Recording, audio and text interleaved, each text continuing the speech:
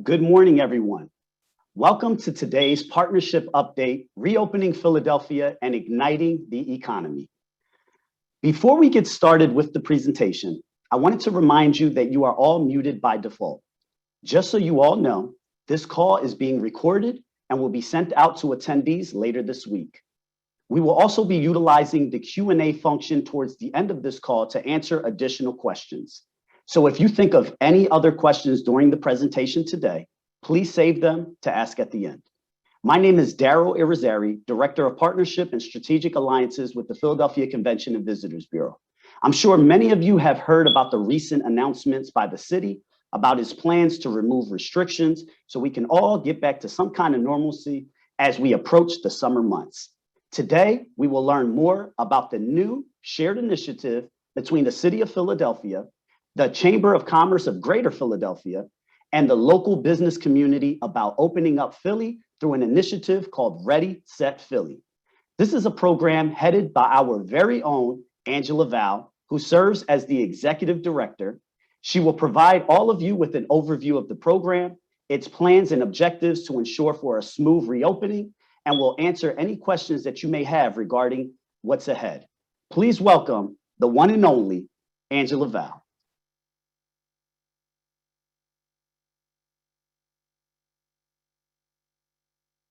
And I was on mute. Thanks so much, Daryl. Good morning, everyone. Thank you for having me. Yes, I wear two hats these days. I'm still at the Bureau part-time as their Chief Administrative Officer, but I'm also, as Daryl said, the Executive Director for a year-long initiative, Ready.Set.Philly. And today we're going to do three things. First, I'm going to take you through a very short 13-slide overview of Ready.Set.Philly so you can learn what it is. At the end of that, we're going to show you two pieces of creative, our 30-second spot, just one of them, it's a PSA. And we're also going to show you a new web series or a social media series called the Good News Roundup. Following that, I am going to go through some of the findings that we have from our employer meetings and employer focus groups. And at the end, we'll take Q&A and open up for discussion. All right, thanks, Tori. Next slide. As we said, Ready.Set.Philly is a year-long shared initiative between the City of Philadelphia and the Chamber of Commerce and our business community. We have three primary goals. We will reopen and relaunch our city's economy and restore our well-being, build confidence in health, safety, and public spaces, transit, and the workplace, and lastly, define what Philadelphia is post-pandemic.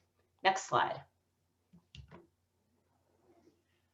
Our program is going to focus on the downtown area. And when we say downtown, we are talking about several neighborhoods. We're talking River to River, Pine to Vine, and University City. Of course, Center City is in that. About 51% of the workforce in Philadelphia County works in that area. And as you can see from the bar chart here on the screen, 48% of those workers are commuters that come from outside of Philadelphia County, meaning the surrounding suburbs, South Jersey, and Delaware. Next slide. We have a daunting task in front of us.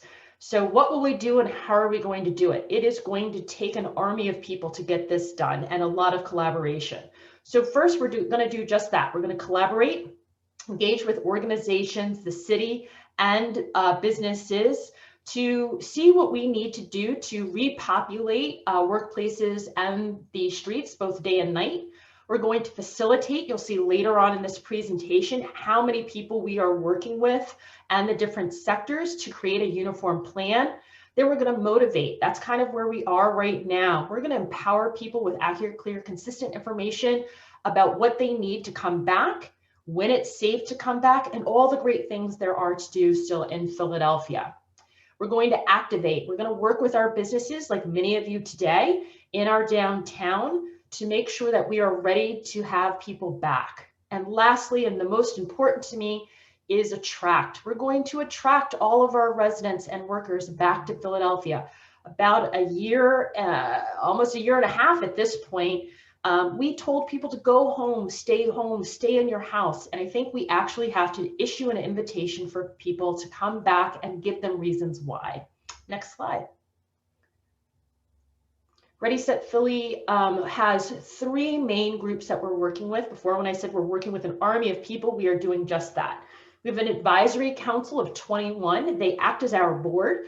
Their primary focus is to help us set our strategic goals, both long and short term, and also help us with fundraising. Most of the money for this initiative is coming from the business community. We will definitely say business community both inside Philadelphia, but also some businesses from the surrounding area. We also have a task force. This task force is made up of about 50 people, and they act as our working group. These are the folks that roll their sleeve up and get down to work to help us create the plan and implement the plan. We have 7 key areas of focus that you see here in the middle section. 1, safety, beautification, and public spaces. Health, return to workplaces, arts, culture, restaurants, retail, and nightlife. Tourism and hospitality, transportation, parking, colleges, and universities. And lastly, we have our outreach committee. This committee is well over 70 people now. These are our town criers. These are the folks that help us amplify our message and extend our message into networks that we don't necessarily have a relationship with. Next slide. I'm going to pause here for a moment. These are advisory council members. Again, they act as our board. You will see that we have 3 chairs, call them the tri-chairs. Bill Hankowski, representing the business community. Sue Jacobson, president of Jacobson Strategic Communications, also the president of the Chamber of Commerce, and Mike Rashid, the commerce director. Next slide. We have recently just completed an action plan. So that action plan is broken up into 3 phases, which you see here on the right side of your screen. It provides specific strategic and tactical comeback actions that we have to take. It outlines in detail the 3 phases, which you will see. We're in phase 1 now, about to go into phase 2, April to May, get ready. We're really concentrating on encouraging people to get vaccinated so they can come back to do the things they've loved and missed about Philadelphia. We will, in phase 2, we're set. We're getting the city ready to open up. You will see that's from June through August. So we want that summertime feeling for people to come back and do the things that they've been thinking about, whether that is just meeting your friends in a beer garden, going out to dinner, just going to a museum, whatever that might be. And then lastly, phase 3, let's go. This is when we believe most people will be vaccinated, schools open back up, work open back up, and here we are looking forward to the future, putting COVID in the rearview mirror. This is always a working document. It is something that we changed weekly based upon any of the restrictions that are changed or rolled back by either the city, state, or the CDC. Next slide. Brand communication advertising is my favorite part of the presentation. So we are going to show you a couple things. Next slide. Before we get into what the actual advertising looks like, I want to show you just how many types of different people we have to address in our campaign. I'm not going to go through all of them, but I will highlight a couple. One of them is community professionals. I touched on them a little bit earlier. These are the folks that live outside of the city. They are usually someone who is working at a higher level, making a higher income. They are working from home and they are comfortable working from home. They have their own office, plenty of space. They might say their quality of life is better, that they don't have to pay the wage tax. We also have maybe a young professional, somebody who has just started out in their professional career, but has moved back home with their parents for whatever reason, unsure of their next step or whether or not they should be coming back to the city or coming back to that job.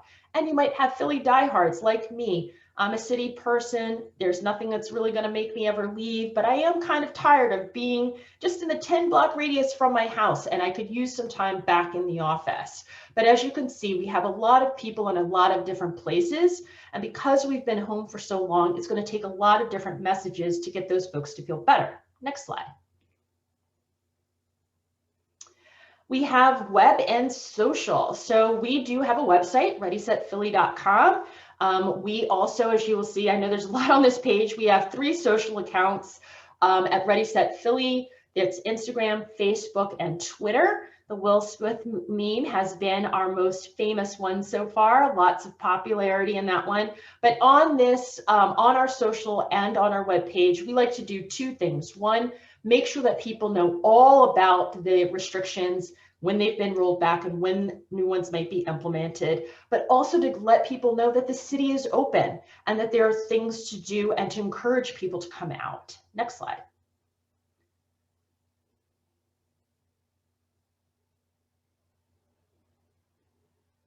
You'll see here a couple of our examples of ads.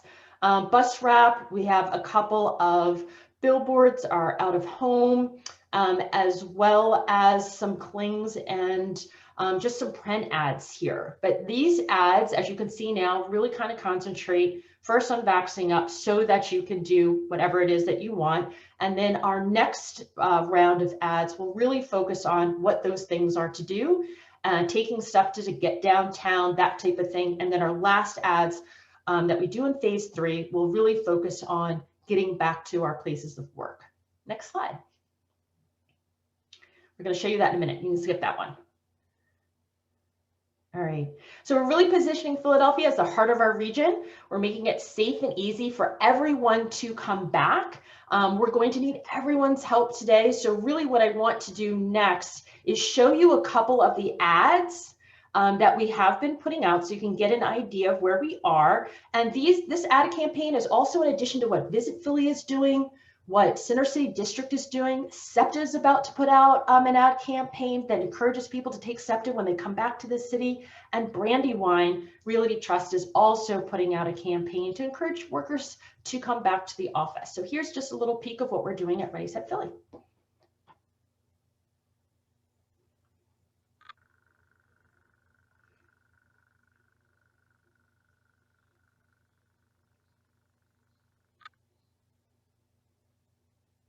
This is our Good News Roundup. This is a weekly web series that gives you 60 seconds of good news. I'm Angela Val, and this is the Good News Roundup, sponsored by Ready.Set.Philly. Hallelujah! Mayor Jim Kinney dropped some big news this week.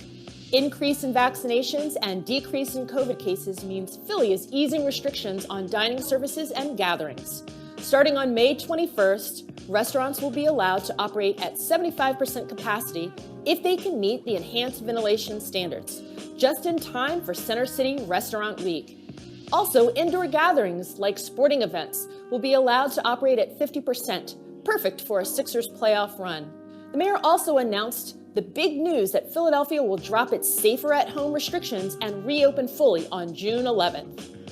And other good news, film lovers can rejoice. The Philadelphia Film Society is taking over the Ritz at the Boers, planning to feature the same kind of flicks shown before the pandemic darkened their 5 screens. And finally, a shout out to Akayla Brown of Bodine High School. The 18-year-old Southwest Philly resident is one of 300 school students nationwide to win the prestigious Gates Scholarship.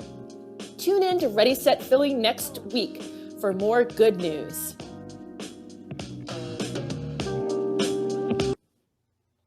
Thanks, Tori. And next we're going to show you a 30-second TV PSA.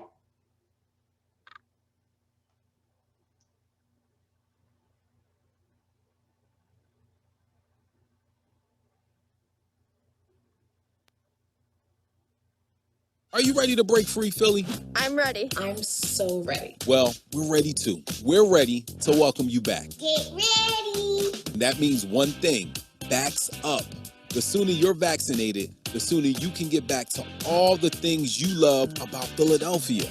I'm ready. Back to our shops, restaurants, and museums. Get ready to get back. Go to ReadySetPhilly.com and follow us on social at Ready.Set.Philly to plan your triumphant return. Are you ready? Great. Thanks, Tori. And now what I want to quickly do is just go over some of the findings from our employer focus groups and meetings. So as I said before, the Chamber of Commerce is one of our partners, and what they have done to help Ready.Set.Philly is to convene mid to large employers monthly so we can talk to them about what their plans and concerns are about returning to Philadelphia and to their offices. They've also pulled together small groups of about 2 to 3 employers at a time for us to do in-depth focus groups. To date, we've met with probably about 15 employers, and we have had 6 large employer meetings. So these are employers that have offices in the downtown area, and also I would say probably about 250 employees and up from there. So I'm just going to go through a few things. This is what we're hearing. When are people returning? A lot of folks want to know that, right? So most employers are going to be bringing back the majority of their employees after Labor Day. With the recent restrictions that were lifted last week by the city, you will have employers who will begin to bring employees back in a phased way over the summer. So maybe some executive staff and the staff members that want to volunteer to come back, that would prefer to work in the office as opposed to home. But when are you really going to feel that difference? It's going to be after Labor Day. Many companies want to give their people a minute to breathe. You know, there's still a lot of problems folks have with finding childcare over the summer, but we also want people to have a moment to start to be able to live a normal life again before they start coming into work. So a lot of employers are giving this kind of July, August time period is that time to kind of get themselves back in the groove again. And then when kids go back to school, your parents go back to work, and it's kind of all of us going back together. Some large companies are going to make it a very celebratory return. So they will be doing kind of something, you know, nice on the plaza for their employees, making it more like a party as they return, because they know that not every employee will be thrilled about coming back. So they're going to be able to incentivize them and encourage them by having special employee events. Most companies will also, moving forward, implement a flex schedule. This is something that will be permanent. They will allow employees to work at least 1 to 2 days at home.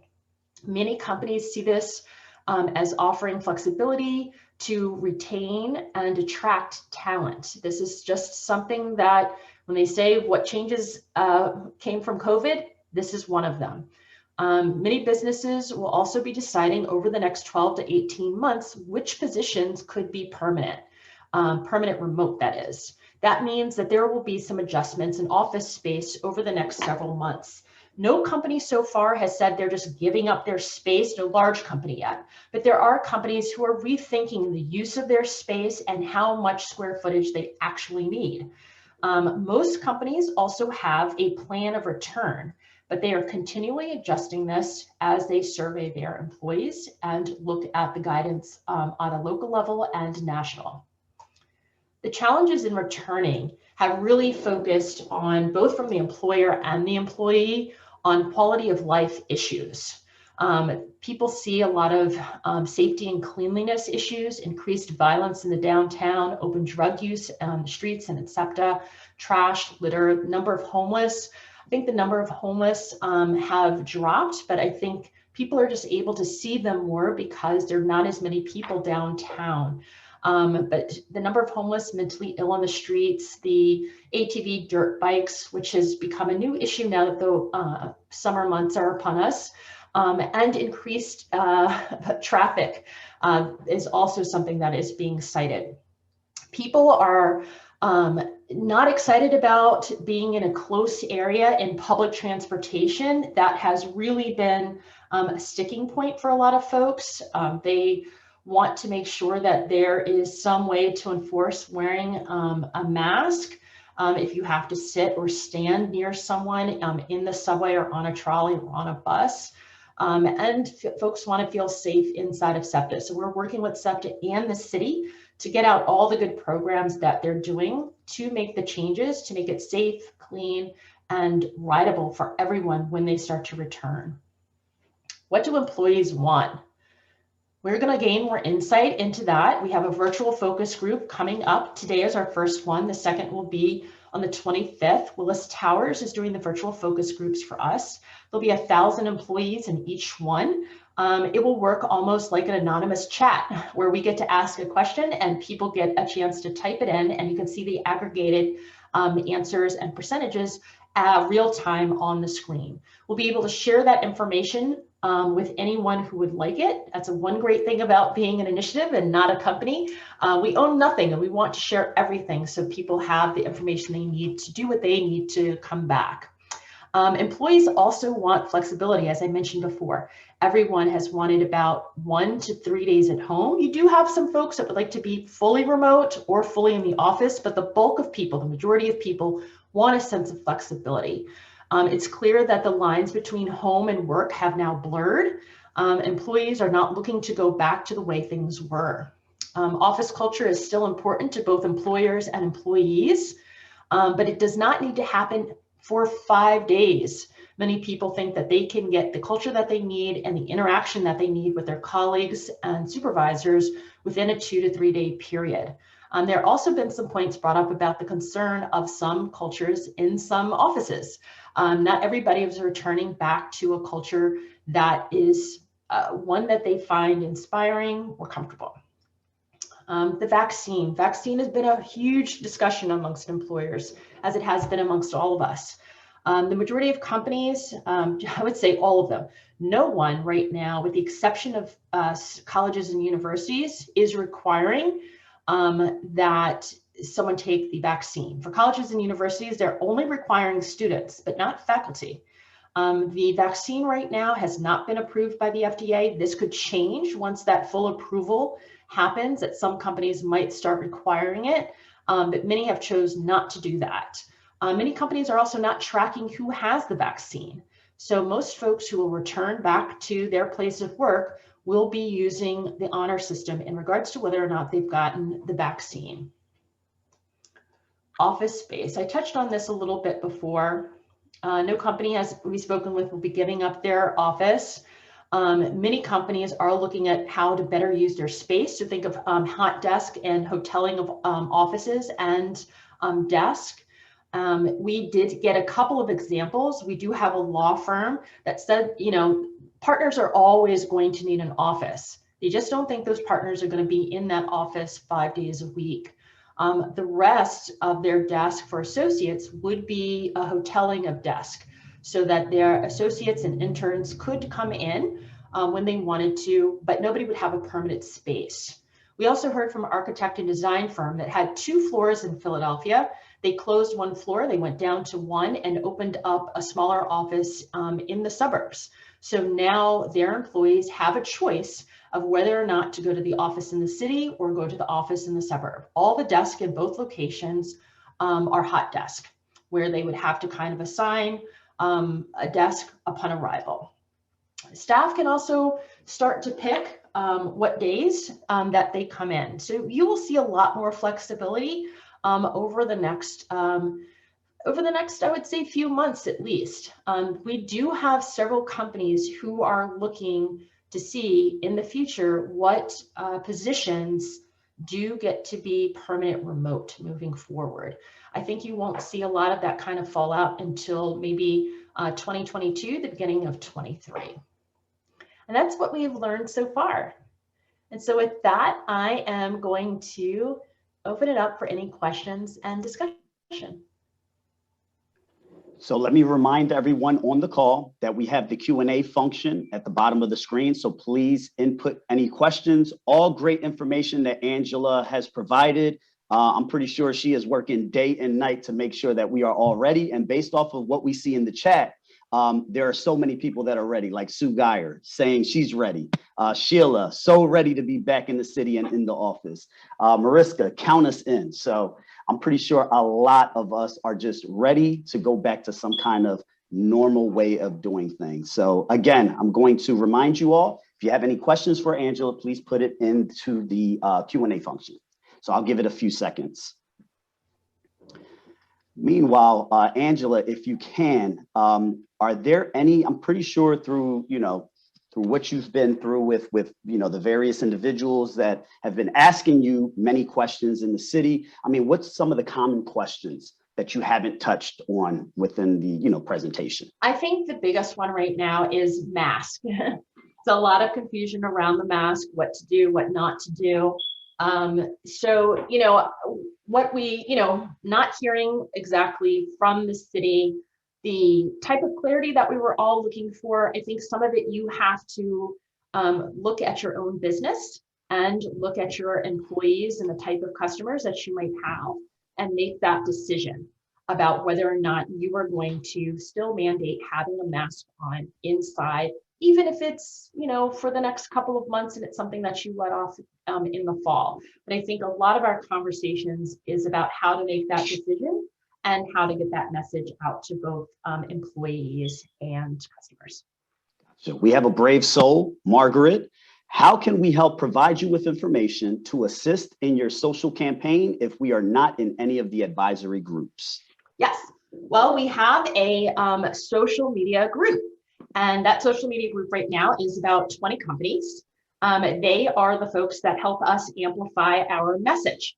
And if you indeed are willing and able to be part of that social media group, I would say, please definitely send that to Daryl, and we will have Chatterblast, who is handling the social for us, to reach out to you to include you in that. And what we ask you to do is when you have an open slot in your social media content, that you push out some of the Ready.Set.Philly information, which could be something on things to do, or it could be an update on the restrictions itself, or it could just be some good news like you saw in the Good News Roundup. Excellent. Question from Jessica. Is the web series and other social media available for us to use? Yes, everything is going to be open to everyone. You want a logo, you want to use the roundup. Absolutely. We've just done 2 roundups, and I can provide those links to both to Daryl, Alex, and Tori so they can get them out to you. We're also going to be starting a new series called Garden Side Chat. So instead of fireside chat, garden side chat, they'll be done outside, and they'll be done with a lot of employers from different sectors. Excellent. Question from Jessica Poe. Is there any talk of any kind of app or something that people could use to verify at the door of an event, for instance, that they are vaccinated?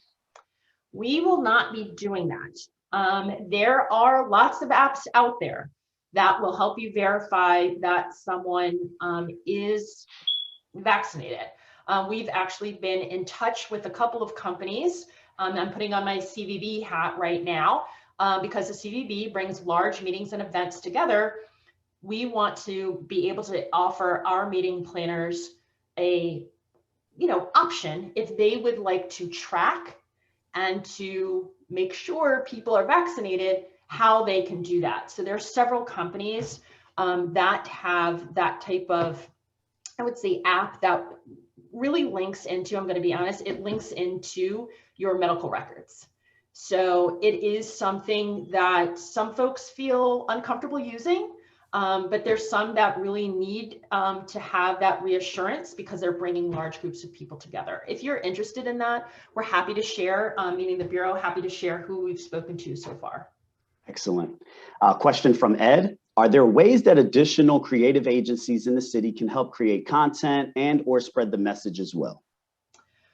We will be meeting with the Ad Club next month to actually talk about that very subject, to see if there are other ways advertising creative firms can help us push that message out. We have not come up with a great answer for that yet, but it is something definitely that we are looking to do. And if you want to talk offline about it, I'm not sure if you guys are a member of the Ad Club, I would love to be able to do that. I would say the one thing that's great about this Ready.Set.Philly initiative is that it's a civic effort, and everyone has come to the table wanting to do something for the people and for Philadelphia. So we want all the help that we could possibly get. Excellent. Question from Kathy. Will you share this week's survey results via email? That will be super helpful for us as we prepare to return to the office. Yes. So we won't have the survey results until the end of the month, probably the first week of June, I would say. What will happen is after both of those virtual focus groups, one today on the 20th, the next one on the 25th, the Willis Towers will put together a summary. The summary will be put on our website, and you'd be able to download that so that you can have the full list of results. Gotcha. Next question from Jennifer. I believe it's if social media, participating in social media, will we be able to attract employees for hire, thus bringing more folks back to the city? We are not doing anything in regards to employment, but I would say that Visit Philadelphia is doing something around employment in our sector, meaning, focused on the hospitality industry. So in that sense, I would say probably what we would end up doing through social is helping get out the Visit Philly message about the fact that they have a employment and workforce area on visitphilly.com. Excellent. All right, so no more questions. You know what? I'm going to give it some additional time. Again, plug in your questions in the Q&A. This is your chance. Okay, here we go. We have one from Holly. With over 500,000 of AAPI population in Pennsylvania, the majority of AAPI living in Philadelphia and Montgomery County, would you consider to include AAPI members to related ads and marketing? Yes. Our biggest thing is we're using mostly stock photos right now because we don't have a budget to do photography. So if there is a site that you could kind of direct us to that had API photos, we would be happy to use those. Okay. But we are borrowing photos from organizations or using stock photos. Gotcha. Question from Kathy. I know that there are a lot of groups putting out safe to return messages. Is there a way to create a unified campaign that all can use? There is not right now. So you already have Visit. They have their visitor attraction, both for out of market and in home. But you also have SEPTA. Now we're all talking to one another, but our messages are targeting different people. So we have coordinated our media buys so we know where each other are and if there's any overlap, but you won't necessarily see the same messaging or creative. And that's also because a lot of folks started before we got money and already had their campaign. So Brandywine did their campaign last year, but just couldn't put it out because the restrictions weren't going to be lifted. Visit started their campaign earlier in April. So we did have some timing issues as well, but we are definitely talking to the city, SEPTA, Brandywine, Center City District, Visit Philadelphia, which are the organizations right now that do have campaigns out. We also have been meeting with about 5 different companies. So think of the big companies, the Comcast of the world, that are going to be donating in-kind media to us as well to be able to extend our buy. Excellent. Another question, has any survey been completed on where we stand on commuters to the city currently, as well as current workforce numbers? So there are 2 reports I'd refer you to. SEPTA does have on their site, and it's something, Daryl, I might be able to get it so you can send it out. They have surveyed commuters, people who ride trains, I think twice over this last year, which will give you insight of what people's hesitation is about coming back. I would also direct you to Center City District, who puts out a monthly report on the economics of Philadelphia as it pertains to return. And there is a section on workforce broken down by sector. Excellent. Question from Sheila. Really need businesses to help promote Vax Up Philly, still have a way to go and certain demographics that haven't gotten vaccinated yet. Any incentives or giveaways businesses can provide so we can promote? That is going to have to be a question for the audience there. We are working with the city. The city is looking into incentives. I am not sure what direction they are going. The incentive that seems to work the most is money and alcohol. I'm going to be honest. Shot for a shot and entering to win a lot of money have been, I would say, the most successful from many of the other cities for it. Gotcha. We right now at Ready Set are just amplifying the message from the city about vaxxing up. Okay, excellent. So please, participants, if you haven't gotten vaccinated yet, don't try to take 3 or 4 shots just so you can get a shot for a shot. Please don't do that. All right, so I think that's all we have for questions. Again, if you have any questions, we definitely have time. Angela is the person to ask, since she's been very much, probably knee or nose deep into, everything related to the city and reopening for businesses, as well as for the residents to go out there and, enjoy some recreation. So with that said, I think we are good with questions. Angela, do you have any other maybe common questions that people haven't asked yet? Well, I would definitely say one of the things that is always on our mind is when will restaurants start to think about, and I know there's an employment issue, reinstituting shifts for lunch and breakfast. What do shops need to know from us to be open after 5 o'clock? Some close earlier, but as people start to come back, especially coming back to the workplace, what does that look like in regards to going back to regular hours, and what is needed to make shops and restaurants and bars feel comfortable going in that direction, especially in that fall time. We have also gotten, I would say now that the restrictions are being rolled back, some pushback in regards to the 90-minute turn time for restaurants. People don't want to deal with that anymore.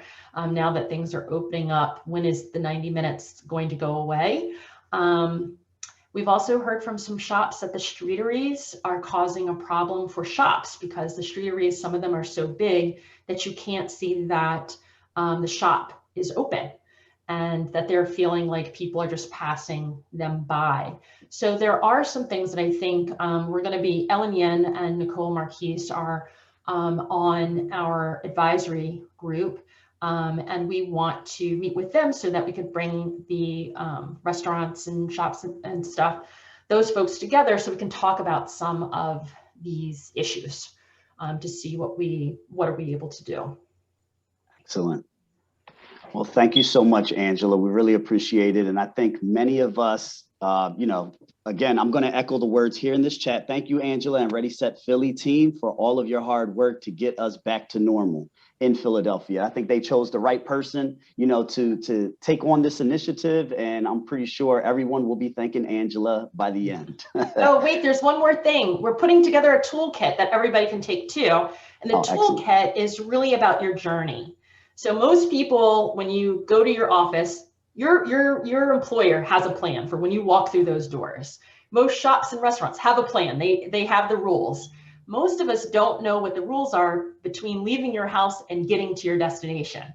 So the toolkit will help people with that. What happens when I want to get on the train? What happens if I want to go downtown and go to a festival? What do I need? What should I, should I have my mask? Do I need my Vax card? That type of thing. When should I put on my mask? That type of thing. So the journey toolkit will also be something that will be available to everyone. Excellent. Excellent. Thank you so much, Angela. Thank you all for joining us today for the PHLCVB Partnership Update, Reopening Philadelphia and Igniting the Economy. Special thank you again to our presenter, Angela Val, and Ready.Set.Philly for working so hard to get us back to business. If you would like to learn more about Ready.Set.Philly, please visit Ready.Set.Philly.com. Have a wonderful day. Thank you.